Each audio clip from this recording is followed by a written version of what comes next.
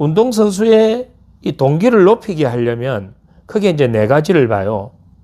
감각, 그 다음에 친애, 그 다음에 성취, 공격, 요 네 가지 동기를 이야기합니다. 친애? 친애. 친하게 지낸다라는 거죠. 이건 전문 선수, 엘리트 선수나 또는 생활체육이나 또 일반 뭐 건강체육에 참여하는 모든 사람들에게 다 해당되는 거예요. 운동을 하는 데 있어서 사람들이 어떻게 운동에 참여하는가, 어떻게 스포츠에 참여하는가, 또 참여해서 이 선수들은 그 참여하는 걸 우리가 참여 동기라 그러고, 참여해서 그 운동을 꾸준히 오래 하는 것을 지속 동기라고 합니다. 그럼 이 참여 동기와 지속 동기를 높이기 위해서는 우리가 네 가지 동기를 이해를 해야 돼요. 사람들이 왜 운동에 참여하는가? 참여하는 동기가 높다고 해서 반드시 지속 동기가 높은 건 아니거든요. 그럼 그 참여 동기를 우리가 파악해서 이 선수가 계속 지속적으로 그 동기를 가질 수 있도록 그러한 피드백, 그러한 어떤 코칭이 들어가 줘야 되겠죠. 그러기 위해서 우리는 네 가지 스포츠 동기에 대한 이해가 필요하다. 첫 번째 감각 동기입니다. 첫 번째 감각 동기. 이거 뭐냐면 감각적인 자극을 제공해 주는 겁니다. 내가 번지 점프를 한다. 번지 점프를 할 때의 그 감각, 그거에 우리 뇌는 아주 극렬한 어떤 그런 카타르시스를 느끼죠. 그런 감각을 느끼면서 그 감각을 느끼기 위해서 그 번지 점프에 참여한다. 만약에 스포츠가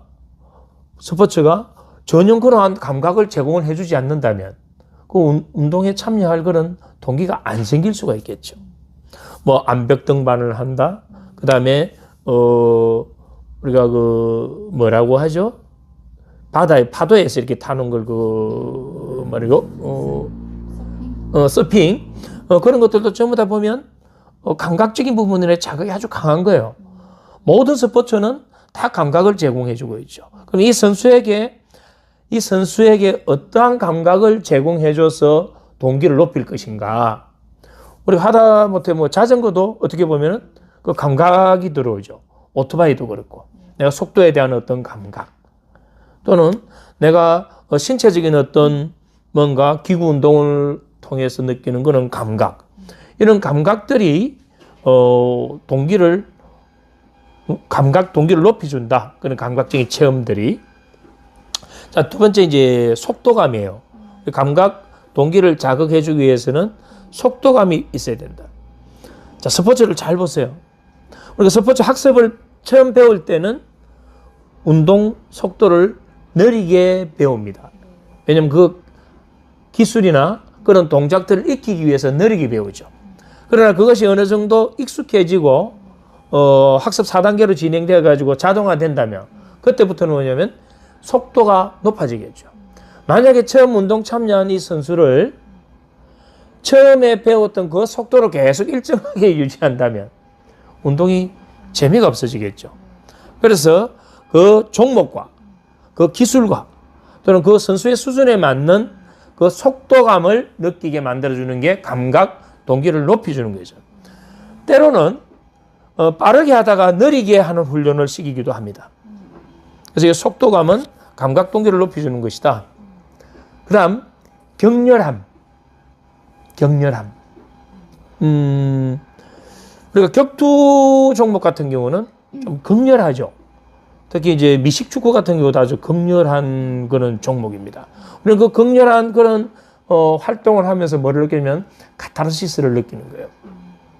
그럼 그런 카타르시스를 한번 느끼게 된다면 그런 쾌감이 뇌에 강하게 기억된다면 그건 우리에게 어떤 현상을 일으키냐면 중독 현상을 일으키죠. 중독 현상을 일으킨다는 것은 지속적으로 운동에 참여할 수 있는, 우리가 동호회 클럽에 가입해서 그 운동을 평생 하는 사람들 있잖아요. 그 사람들은 뭐냐면 운동에 뭐 되어 있는 상태일까요? 일종의 중독되어 있다고 볼 수 있죠. 뭐에? 그런 감각들에 중독되어 있다. 그 다음에 체력이 향상된 느낌. 내가 처음 뛸 때는 조금만 뛰어도 숨이 차가 못 뛰었는데 운동을 계속 하다 보니까 이제 어느 정도 뛰어도 괜찮고 또 그것이 다른 선수나 다른 사람들하고 비교하면서 내가 상대적으로 저런 사람들보다 체력이 더 강해진 느낌이 들었다면 이건 유능감이 일어나게 되죠. 그래서 내 체력이 향상된 느낌. 예를 들어서 근력 운동을 많이 해가지고 어떤 물건을 집어들 때 힘, 또 상대와 겨룰 때 어떤 파워, 또는 내가 어떤 외형적인 이런 변화된 모습을 보면서도 그런 감각을 느낀다면 그것이 감각 동기를 향상시켜 준다. 그 다음에 기술의 정확도예요. 내가 기술을 정확하게 했을 때 포인트, 점수를 얻는다든지 정확하게 했을 때 어떤 예술적인 그러한 표현이 이루어질 때 그때도 우리는 그 피드백에 의해서 감각 동기가 높아집니다. 자, 이렇게 감각 동기를 높이는 것만으로도 운동 참가 동기와 지속 동기를 높일 수가 있다. 그럼 우리는 참가 동기가 와, 저거 정말 스릴 있겠어. 저거 참 재밌겠어. 우리가 표현할 때 대부분 감각 동기예요. 그럼 이 감각 동기를 운동을 오랫동안 이 참가자들이 또 선수들이 지속할 수 있고 또는 이제 엘리트 선수들 같은 경우는 더 수행 향상을 높여가지고 최고의 경기력을 끄집어 올리기 위해서는 이 감각 동기를 그 개인 선수에게 맞게끔 세팅해서 피드백을 해주고 그러한 코칭을 해줄 필요가 있다.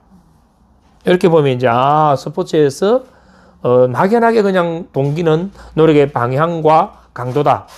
여기 아니고 더 구체적으로 들어가니까 그럼 감각 동기를 우리는 어떻게 이해를 하고 이걸 개인 선수에게 맞게끔 어떻게 피드백을 해주고 코칭을 할 것인가. 그 이제 답을 찾을 수 있는 거죠. 자, 두 번째, 운동에 참가하는 동기나 지속하는 동기를 보니까 이게 친해 동기가 있더라. 친해 동기라는 것은 선수가 예를 들어서 코치와의 라포가 형성되어 있다면 코치와의 그 라포 관계에 의해서 참가 동기는 뭐 코치와 라포가 형성 안 된 단계에서 들어올 수도 있지만 뭐 감각 동기로 들어올 수도 있잖아요. 근데 결국은 운동을 오랫동안 하고 또는 훌륭한 선수로 성장하는 과정에서는 코치와의 라포가 아주 중요하죠.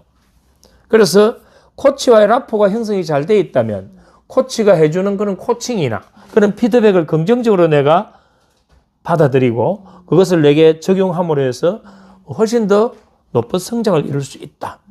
그래서 코치와의 그러한 인간관계, 그 다음에 코치뿐 아니죠. 선후배나 동료와의 그러한 인간관계, 거기에서도 라포가 아주 중요해요. 만약에 이 종목이 좋아서 나는 운동을 시작했는데 코치와는 관계가 좋은데 동료 선수나 선후배하고의 불화가 있다든지 팀 내에 어떤 뭔가 알력이 생겨가지고 갈등의 소지가 생긴다면 처음에는 운동 종목이 좋아서 시작할 수도 있지만 나중에 운동 종목조차도 싫어질 수가 있고 그것뿐만 아니고 자기 안에 있는 그러한 그 가능성을 자꾸 깨어내야 되는데 그 조직 내에서의 그런 불화 때문에 내가 갖고 있는 능력을 그 조직 안에서 발현을 못하게 될 수도 있다. 오히려 그런 부정적인 관계 때문에 내가 심리적으로 위축되어 버린다면 선수가 정말 큰 손해를 보게 되겠죠. 그래서 이 친해 동기도 아주 운동을 지속하는 그런 건데 아주 중요하다. 그래서 지도자와의 라포, 선후배, 동료와의 라포가 아주 중요하다. 그래서 조직 내에서는 코치는 이 선수들의 어떤 관계가 원만할 수 있도록 상호 존중하는 문화를 만들어야 돼요. 상호 존중하는 문화. 과거에는 대학팀들이나 또는 일부 프로팀 같은 경우에 뭐 국가대표팀도 예외는 아니었어요. 옛날에는. 요즘은 이제 그런 게 많이 좋아졌죠. 과거에는 그래서 대학 그 운동부들만 해도 선수들 기강 잡는다고 신입생들이 들어오면 몽둥이로 찜질을 하듯이 하는 그런 태폐적인 문화도 있었어요. 지금 이제 그런 게 다 없어졌지만 그게 뭐냐면 상호 존중의 문화가 아니고 일방적으로 기강을 잡고 먼저 거기에 자리 잡은 사람들의 자신의 어떤 기득권을 유지하기 위한 하나의 방편으로 악용했던 것일 뿐이죠. 그래서 지금은 이제 선후배 간, 동료 간에도 서로 상호 존중하는 문화를 만드는 것이 이런 친해 동기를 높이는 데 도움이 된다. 그 다음에 팀 응집력을 높이는 거죠. 팀 응집력. 응집력이라는 것은 크게 두 가지 관점에서 봐요. 하나는 내부적으로 단단하게 결속하는 것. 또 하나는 뭐냐면 외부에서 들어오는 부분에 대해서 우리가 저항하고 거기에 맞설 수 있는 힘. 이게 이제 응집력이죠. 그럼 이 응집력이 강화된다는 것은 친해 동기가 높아서 응집력이 강화될 수도 있지만 팀 응집력을 강화시키게 되면 친해 동기가 당연히 높아질 수밖에 없죠. 예를 들어서 다른 팀하고 크게 중요한 어떤 경쟁적인 입장에서 그 팀에 우리가 대항하기 위해서 응집력을 강하게 가진다면 이 안에 그 친해 동기는 훨씬 더 높아질 수 있다. 그래서 팀 응집력이 친해 동기를 높이는데 도움이 된다. 이렇게 보는 거예요. 그 다음에 상호 존중과 더불어서 서로 격려하는 문화를 만들어야 돼요. 이거는 훈련 과정에서 코치가 역할을 많이 해줘야 됩니다. 뭐냐면 선수가, 동료가 실수했을 때 괜찮아 하고 서로 격려해주고 또 서로 잘했을 때도 엄지척을 해주고 서로 박수 치주고 서로가 서로에게 격려해주는 그런 문화를 만들 때 내가 조금 부족하더라도 더 노력해서 나도 저 이상의 수준에 올라갈 거야 라는 그런 동기가 계속 생기게 되는 거죠. 이거는 조직 내에서 격려하는 문화는 아주 중요해요. 근데 이게 잘못된 조직에 가보면 뭐 이건 스포츠뿐 아니고 다른 조직에도 다 마찬가지예요. 누군가 실수하면 뭐 하나요? 손가락질부터 하죠. 너 때문이야. 네가 그렇게 해서 우리가 망쳤어. 그렇게 되면 선수 한 명을 어떻게 하나요? 죽이는 거죠. 그 선수가 갖고 있는 무한한 가능성을 싹을 잘라버리는 거예요. 왜냐하면 그렇게 집단적으로 자기 자신에 대한 어떤 공격적인 게 들어오게 되면 정말 강심장이 아니고는 견디기 힘들어요. 그럴 때 우리는 뭘 겪느냐면 심리적인 문제를 겪게 되는 거예요. 트라우마를 겪어버린다든지 외상후 스트레스를 겪어버린다. 심한 경우는 공황장애를 겪게 되기도 한다 이 말입니다. 다음 친밀감을 높일 수 있는 다양한 어떤 활동들, 쉽게 말하면 레크레이션을 한 번씩 한다든지 또 운동 힘든 훈련 후에 게임 형태로 뭔가 진행을 해서 서로 편을 서로 이렇게 붙이기도 하고 저렇게 붙이기도 하면서 친밀감을 높이게 되면 서로의 친해 동기가 높아진다. 결국 이 친해 동기가 높아지게 되면 운동 지속 동기가 높아질 뿐만 아니고 아까 우리가 동기를 배울 때 어떻게 이야기했나요? 동기가 결과를 관장한다고 했죠. 결국 이 친해 동기가 높아진다는 것은 그 팀이나 개인 선수의 결과를 상위로 끄집어 올릴 수 있단 말이에요. 그러니까 이 동기가 얼마나 중요하냐. 근데 대부분 이 동기를 무시하고 계속 있는 상태만 가지고 판단하려고 하다 보니까 더 이상 성장에 걸림돌을 갖게 되는 경우가 많죠. 자, 세 번째가 성취 동기예요. 성취 동기. 인간은 누구나 더 나은 성취를 이루고자 하는 본능적인 기전을 갖고 있죠. 그래서 이 성취 동기를 잘 활용한다면 아주 좋은 결과를 얻을 수 있다. 자, 성취 동기를 높이기 위해서는 먼저 목표 설정이 필요해요. 목표 설정. 목표 설정을 하는 데 있어서 만약에 요것도 이제 코치가 잘 알아야 되는 게 전체적인 어떤 목표 설정은 분명히 필요한 부분이 있고 또 개인 선수별로 성향을 파악을 해가지고 만약에 이 선수가 좀 내향적 성격을 갖고 있거나 좀 소심하거나 이럴 경우 또 현재 어떤 선수의 체력이나 기술이나 어떤 멘탈적인 부분에서 평균보다 조금 아직은 부족한 선수가 있다면 그런 선수에게는 목표 설정을 다르게 개인별에 맞춰서 전체 목표에 대한 부분은 그대로 가고 개인에 대한 목표의 접근 방법을 다르게 해야 돼요. 우리가 대부분 목표를 잡는 거면 결과 목표를 많이 잡잖아요. 우리가 올 시즌에 뭐 몇 위 할 거다. 우리가 우승할 거다. 뭐 전체 어떤 팀에 대한 목표를 잡는데 개인에 대한 목표가 필요하다 이 말이에요. 개인 선수별 목표도. 그럼 개인 선수별 목표를 잡아주는 어떤 멘탈 교육이 필요하죠. 코칭이 필요하죠. 예를 들어서 아까 설명드린 대로 그러한 선수들 같은 경우는 결과 목표보다는 결과보다는 과정 목표에 초점을 맞추게 수행 목표를 주는 거죠. 예를 들어서 요 현재의 요 동작에 지금 들어가는 요 소요되는 시간을 지금 10초 들어가는 요 시간을 언제까지 8초로 줄이기 위해서 어떠한 동작을 어떤 기술을 어떻게 하라고 구체적으로 코칭을 해줌으로 해서 그 과정에 초점을 맞추게 되면 내향적 성격을 갖고 있는 선수들이나 좀 소심하거나 또는 어떤 조금 아직 정상적인 수준까지 안 올라온 그런 슬럼프를 겪고 있는 선수들에게는 아주 도움이 돼요. 왜냐하면 그러한 슬럼프를 겪고 있거나 뭔가 조금 처져 있는 선수들에게 결과 목표만 계속 밀어붙이게 되면 이 선수들은 더 큰 불안을 느끼게 되고 더 큰 불안이 오게 되면 자신의 초점이 좁혀져 버리고 또 각성 상태가 지나치게 높아짐으로 해서 불필요한 어떤 긴장, 불필요한 어떤 에너지 소모가 많이 생기게 되면서 오히려 운동 수행에는 지장을 받기 때문에 그렇다. 그래서 목표 설정, 그 다음에 피드백도 마찬가지예요. 이 성취 동기를 높이기 위해서 피드백을 할 때 정확하게 잘 해줘야 되는 거예요. 지금 현재 수준이 우리가 원하는 건 이만큼인데 현재 수준이 이렇다. 그럼 이런 현재 수준을 어떻게 우리가 더 훈련해서 올리면 이렇게 올라갈 수 있다. 그래서 피드백을 정확하고 구체적으로 방법에 대한 거를 제공해 줄 때 선수는 내가 이렇게 그러면 훈련을 하고 이 기술을 더 한다면 내가 저렇게 올라갈 수 있구나 라는 성취 동기가 생기죠. 그리고 그러한 과정에서 선수가 뭔가를 작은 것이라도 이루었다면 또 이룰 수 있는 가능성이 있다면 또 그러한 방향으로 노력한다면 끊임없이 뭐를 해주라? 격려 계속 제공해주라. 그러므로 해서 성취 동기가 우리가 성취 동기를 목표가 이루어져서 갖는 게 성취 동기가 아니에요. 내가 저렇게 올라갈 수 있다.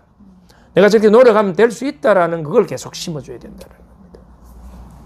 그래서 목표 설정, 피드백. 그 목표 설정은 너무 쉽거나 너무 어려워도 안 됩니다. 너무 쉬운 것은 동기부여가 안 돼요. 너무 어려우면 어떻게 될까요? 포기해버립니다. 그래서 아까 제가 설명드린 게 그런 선수들 같은 경우는 결과 목표보다 과정 목표에 초점을 맞추고 그 단계별로 하나하나 하는 수행들이 전부 다 성취가 될 수 있도록. 네. 실제로 운동 과정들은 모든 게 다 성취 과정이에요. 우리가 이거를 선수들도 알아야 되고 코치도 알아야 된다. 뭐냐면 내가 이 기술을 전혀 몰랐는데 기술을 배운 건 기술을 배웠으니까 나는 기술에 배운 그걸 성취한 거예요. 내 체력이 이만큼에서 요만큼 올라왔다면 성취한 거예요. 거기에 대한 우리가 피드백을 안 줄 뿐이지. 실제 모든 운동 과정들은 다 성취 과정들이다. 이렇게 보시면 돼요. 그 다음에 운동 성취 결과를 높이기 위해서 때로는 유능감을 활용하기도 합니다. 유능감을. 이 유능감은 뭐냐면 지금 이 선수의 수준이 다른 선수들보다 이렇게 노력해서 이만큼 더 나아졌다. 수준이 높다. 그래서 더 노력한다면 더 올라갈 것이다. 이렇게 유능감을 활용하기도 하고 또 이렇게 코칭하는 대로 따라하고 훈련을 더 열심히 하고 최선을 다한다면 지금 다른 팀보다는 더 위로 올라가서 훨씬 더 유능한 선수가 된다. 유능감은 현재 상태의 유능감을 인정해 주는 방법이 있고 이렇게 하면 유능한 선수가 된다라는 걸 제시해 주는 경우도 있다. 그 다음에 대회나 이런 어떤 외부적인 그런 체험을 통해서 성공 경험을 쌓아주는 거예요. 자, 내가 작은 대회라도 나가서 한번 입상을 해봤다면 이건 대단한 동기부여가 되죠. 또 그 대회라는 목표를 목표가 생긴다면 그 목표에 내가 어떠한 마음가짐으로 어떠한 훈련을 어떻게 최선을 다해서 해야 되는가라는 그런 이제 전략이 만들어지죠. 그럼 그 전략에 나는 최선을 다하게 되니까 내가 어떤 대회를 통해서 보상을 받았을 때도 성취 동기가 향상이 되지만 내가 그런 대회에 참여하는 그 신청하는 그 순간부터 나는 이미 성취 동기가 작동되기 시작하는 거예요. 내가 이번에는 뭘 할 거야 라는 거는 성취 동기. 그래서 대회에 이런 출전하는 것도 아주 도움이 되고 거기 입상하든 입상하지 않든 코치는 그 선수에게 항상 이번 대회를 통해서 본인이 무엇을 얻었는가, 무엇을 이루었는가. 대회 나가서 메달을 획득한 선수들 같은 경우는 메달을 내가 보상으로 받았다 생각하지만 코치는 피드백을 정확하게 잘 해줘야 돼요. 이 메달을 하나 받은 것도 아주 가치로운 것이지만 그 메달을 받기 위해서 그동안 내가 어떤 노력을 했고 어떻게 내가 최선을 다했고 어떤 전략을 썼는가 거기에 대한 피드백을 해줘야 돼요. 그래서 이 메달이라는 것은 그러한 노력의 결과에 의해서 얻은 것이다라는 그걸 우리가 격려라고 하잖아요. 그럼 메달을 못 딴 선수에게도 마찬가지예요. 이번에 메달을 못 딴 것은 이 선수에게는 크나큰 하나의 좋은 경험이 되었다. 내가 이번에는 메달은 따지 못했지만 이 대회 준비하는 기간 동안 나는 얼마나 동작이 향상됐고 기술이 얼마나 더 올라갔고 또 내가 얼마나 노력할 수 있는 긍정적인 사람이 됐고 내가 또 도전을 했었고 하는 그런 부분들에 대한 피드백을 제공해 줌으로 해서 성취 동기를 높여줘야 된다. 왜냐하면 이번 대회는 내가 메달을 못 땄지만 이는 성취 동기를 긍정적으로 높여줄 때 다음에 또 다른 도전을 할 수 있는 선수로 만들어주거든. 그런데 대부분 코치들이 잘못된 코칭을 하는 경우가 뭐냐면 대회에서 무슨 메달을 따냐에 따라서 모든 걸 평가해버리고 그걸로 가지고 획일화시켜서 메달 못 딴 선수들이 오히려 뭔가 좀 무력감을 느끼게 되고 또 그 상태에서 좌절감을 느끼게 되고 그렇게 되면서 자기를 비하하게 되고 부정적인 어떤 초점을 만들어버리는 거죠. 그 다음 성취 동기를 높이기 위해서는 이제 프로팀 같은 경우는 경제적 보상을 또 이야기하기도 하죠. 그래서 프로 선수들은 자신의 노력에 따라서 뭐 연봉이 결정되잖아요. 또 만약에 국가대표나 뭐 이런 선수들 같은 경우는 올림픽이나 뭐 월드컵 이런 큰 대회에 나가면 입상을 하게 되면 평생 연금을 받잖아요. 때로는 어떤 종목에 따라서 국제대회에 몇 위까지 들어가면 군 면제를 받는 또 혜택도 있고 다양한 그런 것들이 있으니까 그런 것들을 또 제시해줌으로 해서 성취 동기를 높이기도 하고 뭐 다양한 방법들이 있죠. 이러한 지금 노력하는 부분들이 장래에 내가 이 분야에 훌륭한 교수로서 내가 성공할 수도 있고 지도자로 성공할 수 있는 길도 있고 다양한 것이 있다라는 어떤 그런 보상을 제공해 줌으로 해서 제시해 줌으로 해서 선수들의 성취 동기를 높일 수 있다. 자, 세 가지를 설명했죠. 감각, 친해, 성취. 자, 마지막에 뭐냐? 공격적 동기예요. 공격적 동기는 인간이 갖고 있는 그 내면에 잠재되어 있는 공격성을 활용하는 거예요. 자, 스포츠는 대부분 공격성을 갖고 있잖아요. 축구는 원래 전쟁하는 거 아닌가요? 사냥하는 것이고. 대부분 스포츠들이 보면 공격성을 다 갖고 있다 이 말입니다. 그럼 이 선수들이 그 스포츠에서 갖고 있는 그 공격성에 자기 내면에 있는 이 공격성을 발산해서 그 스포츠에 가장 적합한 수행을 하고 경기력을 높일 수 있다면 그것을 우리는 공격적 동기라고 하는 거예요. 공격적 동기. 그래서 선수들이 갖고 있는 이 공격성을 어떻게 일깨울 것인가. 그걸 일깨울 수 있다면 공격적 동기가 발산돼서 긍정적으로 운동 수행과 경기력에 긍정적인 영향을 미칠 수 있다. 그래서 이 선수들이 갖고 있는 이러한 안에 있는 공격성을 밖으로 드러내기 위한 훈련을 시켜야 돼요. 그걸 우리는 에너지 표출이라고 하는 거예요. 이 에너지 표출 쓰기 위해서 우리는 뭐 하냐면 체력 훈련도 이 공격성을 쓰는 거예요. 어떤 경우는 보면 막 선수들이 함성을 지르고 꽝을 지르고 막 악을 쓰고 하잖아요. 이 내면에 잠들어 있는 이 공격성을 깨우는 거예요. 그래서 선수들이 자기가 쓸 수 있는 최대치를 끄집어 올리는 거죠. 그 공격성이 스포츠라는 어떤 과정을 통해서 성화되어 가는 거죠. 이 공격성이 폭력적으로 변해가는 게 아니고, 우리는 어떤 사람들 같은 경우는 자신 내면의 본능적인 그 공격성을 폭력적으로 드러내서 전과자가 되기도 하잖아요. 근데 운동은 스포츠 운동 종목이라는 그런 어떤 기술과 동작 과정에서 인간이 갖고 있는 그 본능적인 그 공격성을 아름답게 성화시킬 수 있는, 얼마나 좋은가요? 자, 그 다음 통제 욕구예요. 통제 욕구. 통제 욕구라는 건 뭐냐면, 인간은 다른 사람을 통제하려는 그런 욕구를 갖고 있는 거예요. 남을 이기려고 하는 것도 어떻게 보면 성취 욕구도 되지만 통제 욕구도 되는 거예요. 그래서 어떤 선수들은 훈련 과정에서 보면 팀 내에서도 자기가 막 주도적인 걸 자기 중심적으로 해서 자기에게 안 맞춰주면 짜증내기도 하고 하는 게 있잖아요. 그러면 코치는 그 선수를 보고 그 행동을 뭐라 할 게 아니고 이걸, 이 선수는 통제 욕구가 강하구나. 이 통제 욕구를 자기 안에 걸 내서 그 운동 기술과 동작에 그러한 통제 욕구를, 에너지를 쓸 수 있도록 전환시켜주는 그런 코칭 방법이 필요하죠. 무조건 뭘 할 게 아니고. 그래서 인간이 갖고 있는 것은 통제 욕구도 우리 공격 동기에 해당된다. 이렇게 보는 거예요.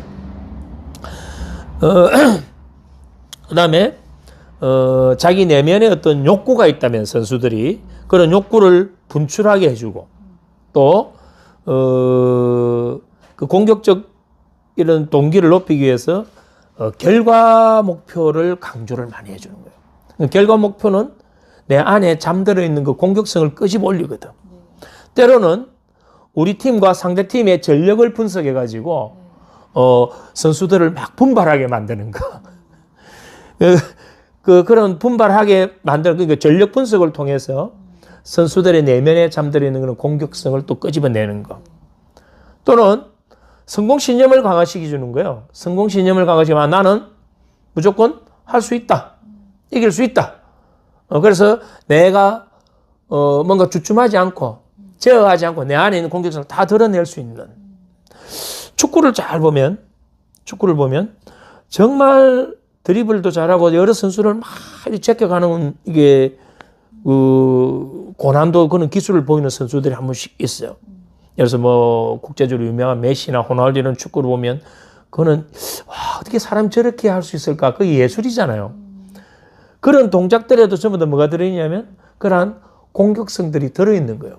만약에 그 공격성이 저하되면 우리는 뭐 주춤해지죠. 눈치 보게 되고 불확실성이 생기죠. 우리는 스포츠에서 불확실성을 내가 갖게 된다면 주저하게 만들고 분산되게 만드니까 그건 좋지 않죠. 자, 이렇게 스포츠 동기를 크게 네 가지로 이제 설명을 드렸습니다.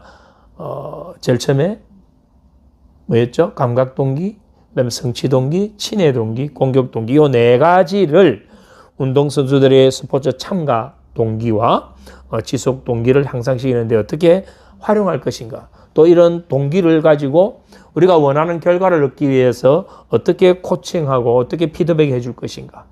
이런 내용을 이제 알면 훨씬 좀 도움이 되겠죠.